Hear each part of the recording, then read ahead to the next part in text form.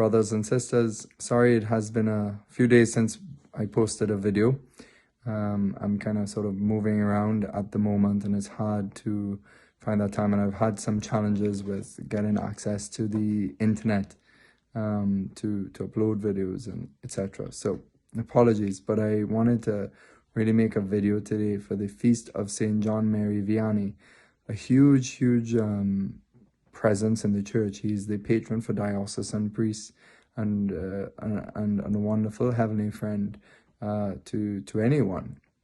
His intercession is particularly strong, and his love for Saint Philomena helped introduce Saint Philomena to the whole church, and he attributed a lot of the miracles in his own ministry to her intercession. But he was a man completely dedicated to his priesthood, and he always saw the priesthood as the love of the heart of Jesus in the church. And this is the identity of ordained ministers, is really to minister the love of God, that love that transforms hearts, that calls us to excellence, calls us to perfection as well.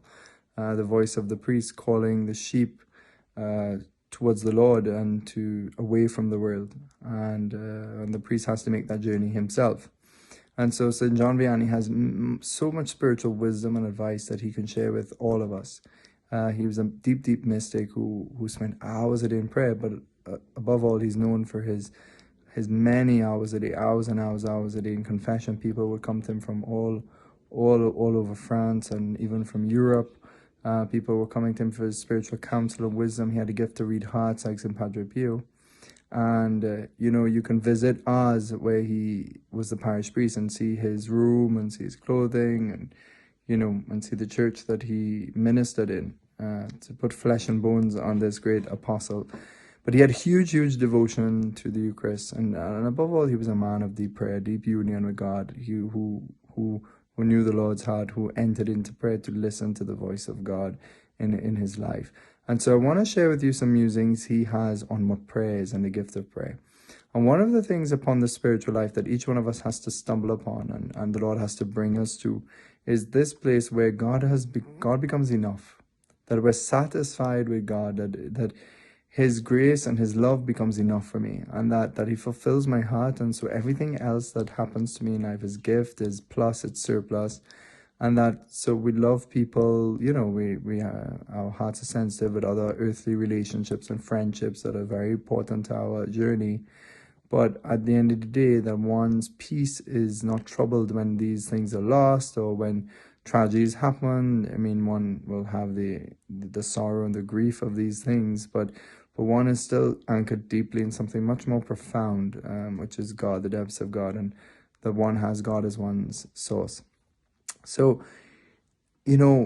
when sometimes the Lord will bring us through different trials and purifications in our life, that when we realize that the world will not satisfy us, and after we've given up on the world, we will really turn with all our hearts to God, realizing all along that he is the only thing that will satisfy the deepest yearning of our hearts. And so I want to share with you some things that he has in John Mary Vianney on the Catechism on prayer. And he says that, that to pray and to love, this is our noblest task on earth, and it is what constitutes our greatest happiness on earth, to pray and to love. And he says prayer is nothing else than union with God. I suppose it's the rising of our hearts in faith, but faith makes it contact with God, and when we make contact with God, God brings us into himself. So it brings a union. It's a deep union between us and God.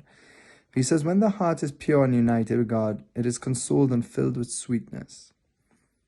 That we can forget that at times, and as a church I think we need to remind people and motivate people to pray, because prayer is not meant to be something burdensome or torturous. There can be periods of dryness and the cross in prayer, but generally for the norm for every Christian is that prayer is sweet. It's when it's genuine, when it's authentic, and it comes from a pure heart towards God, it becomes something consoling, even amongst grief, amongst sorrow, even amongst depression. Prayer can be a sweet consolation in the midst of these things.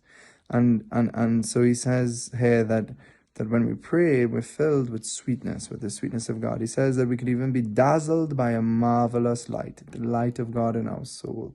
So the more pure we become, the more we give up more we are conformed to God through virtue and grace, then the deeper our taste of God. He says, in this intimate union, God and the soul are like two pieces of wax molded into one. They cannot anymore be separated. It's a very wonderful thing, this union of God with this insignificant creature. A happiness passing all understanding. The fact that God makes himself accessible, that God allows us to find him, that God allows us to be one with him. He says this thing here that is so beautiful. We had deserved to be left incapable of praying, but God in his goodness has permitted us to speak to him. Isn't that amazing? God in his goodness has permitted us to speak to him. We could speak to God. Our prayer is an incense that is delightful to God. He says, my children, your hearts are small, but prayer enlarges them and renders them capable of loving God. Prayer is a foretaste of heaven, an overflowing of heaven. So let us ask for this overflowing.